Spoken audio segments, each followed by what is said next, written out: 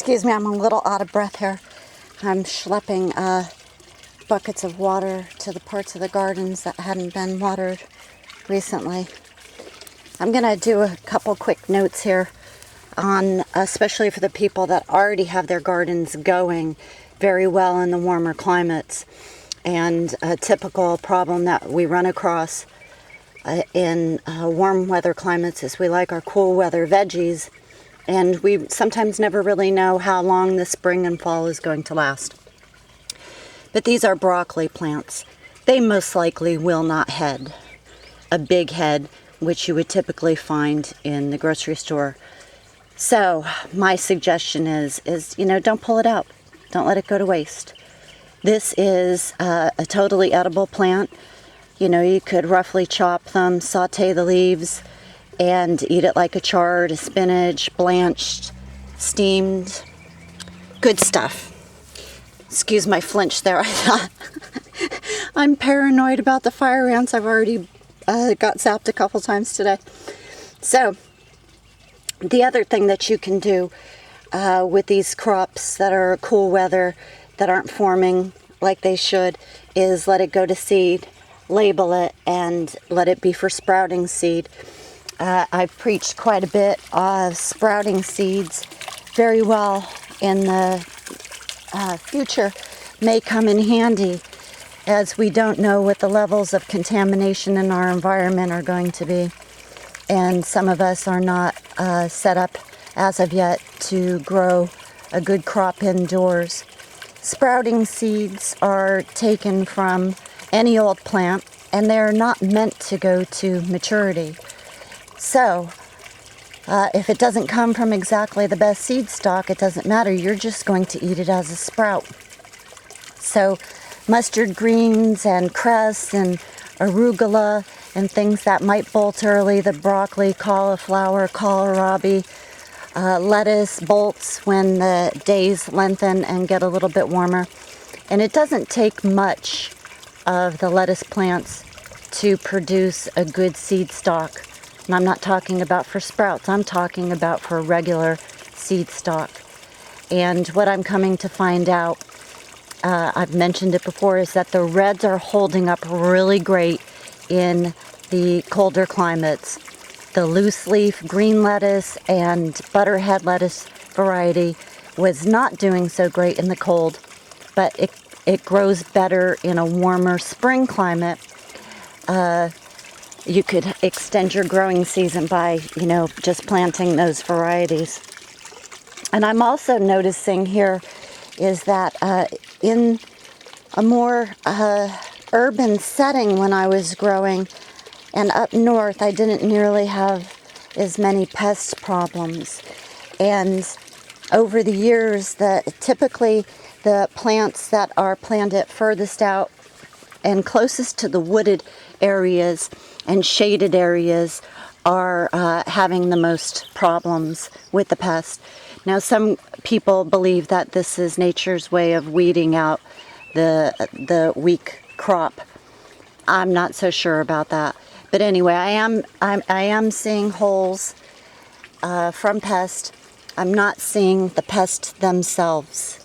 So, being that I'm out in the middle of nowhere and, people aren't using a ton of, sprays on their lawns and everything, I do have way more critters here than anywhere else I've ever tried to garden. And, I'm not taking this stuff to market, so I don't care. I rinse it and cook it, and I'm going to eat it regardless of whether it has holes in it or not. The peppers are doing good. They're doing really good here. These peppers that I put in this planter box may be moved when they get a little bit bigger just to get more sun. They're getting totally shaded out by the deck in the early morning. And bell peppers like a lot of sun, a lot of warmth, and they love a lot of water to produce heavily. And we got our other subarctic plenties. And this is great because, like I said, this is a cool weather tomato. And it is already getting unbelievably warm, so I'm glad I'm going to get some seed stock from this before the plant has a hard time handling the the hotter temperatures. This was a new addition, and I'm going to take a stab at the name. It's brand new to me. Gynura Procumbens, something or other. I'll post it in the description box, the spelling. And this was sent to me live, and it's an edible green, and it's self-propagating. It sends runners out. Easy to start from the leaves. And off the top of my head, the one thing I remember about it is that it is good for controlling diabetes. Like I said, I'm really trying to get into the medicinals in case we see an all-out collapse that family members, neighbors, people in need, I have some of the natural remedies. Now, I was dealing with fire ants here, and I put down the diatomaceous earth, food grade, and I poked around and there is no ant activity. I can't be absolutely positively sure that it was the diatomaceous that killed them or chased them away. Sometimes fire ants, if they're disturbed multiple times within a certain time frame, they will just move the colony. So I'm actually running a test site in the back garden to see for sure if it's the diatomaceous. And with a little bit more of the amendments and the topsoil, mushroom compost, in a few short days I'm seeing really good growth, great color, and these guys are a little flopped over right now just because they've been ignored on the watering side. But that's the red rib Swiss chard and the basil happily doing its thing here. And this is the purple stem, so that'll be a cinnamon basil. And this is, let me get out of that sunlight, the light green stem, which will be the classic sweet basil. And a reminder on that, you want big bushy plants. Pinch the flower buds as soon as they start. But as soon as you start pinching, you're going to have way, way more pinching to do over the coming weeks. I always let some immediately go to seed because they are going to bring in your pollinators early to the garden. Multiple reasons why you want wildflowers and what they call breaks in gardening is that this is one way you can ensure that your pollinators are going to stay on your property and not go to the neighbors and cross-pollinate your crop, is that once they're fed, they're going to stay put at your place. So the early spring bloomers, the daffodils and crocus, great to have on the property. And just keep on planting those wildflowers. And don't kill your dandelions. They're so good for multiple purposes. I transplanted some of the giant golden amaranth. A couple of them look like they're perfect. They handled the transplant, and others are drooping over. A reminder on the on spacing when you're planting. The instructions on the envelopes are strictly for planting for food production. Planting, many of the times, spacing for seed production is closer. So if you, I'm trying to encourage you guys to save at least some of your seeds. And like I've said before, my top picks for plants to keep alive in a drought situation is, the heavy producers and the versatility. So, of course, tomatoes and beans and squash plants, they give a lot of bang for their buck, So if resources are getting slim, whether it be amendments and water, they're some of my top picks to keep going.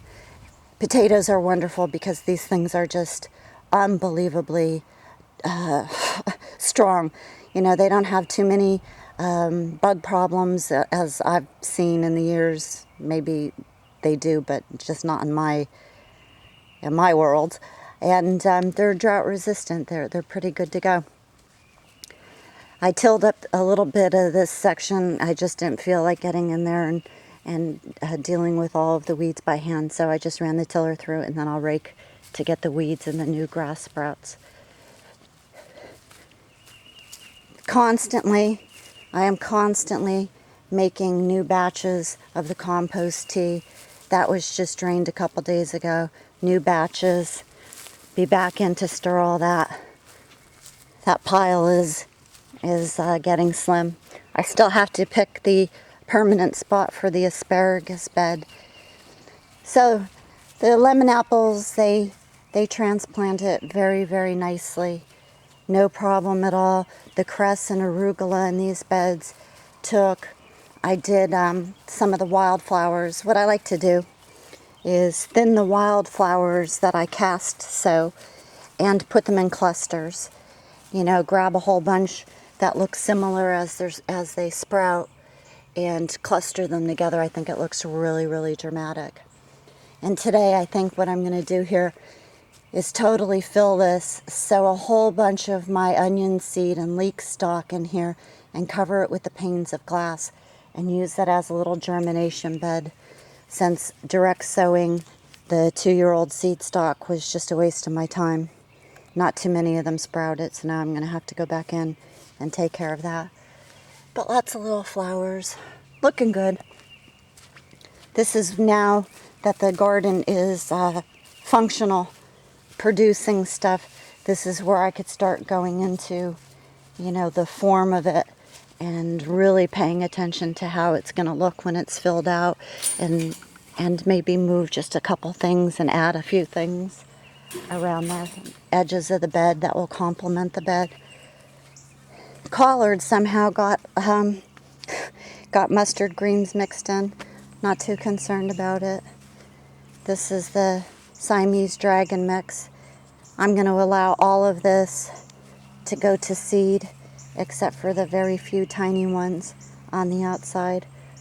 That little guy, he's already pushing pretty flowers.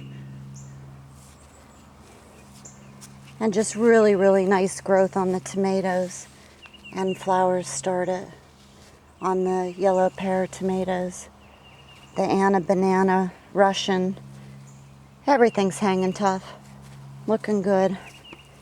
Nice little basil sprouts there. Dramatic growth on the New Zealand spinach after being fertilized. Let's take a peek down here. French breakfast, second sowing is starting to form. But those black Spanish rounds didn't like the temperature at all. Nice growth, New Zealand spinach. This was the direct sow onions, and there's like 1 or 2 in there. It's pathetic, but hey, they're known to be short-lived seeds. And the kohlrabi, you're seeing some holes on it, but nothing to be too alarmed about. They'll still develop. They should. We'll see. That's a cool weather lover. We'll see how well it balls up for me. And more of the winged beans sprouted. And the okra came up. Okra needs really, really warm temperatures. If you're going to grow this stuff, don't start it too early. Get your timing down on your area. And this was another pretty good burst of growth right after the new soil and amendments went in. Lots of water.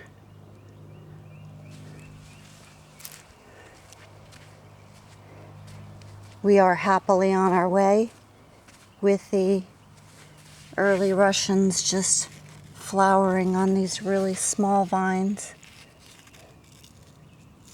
Nice.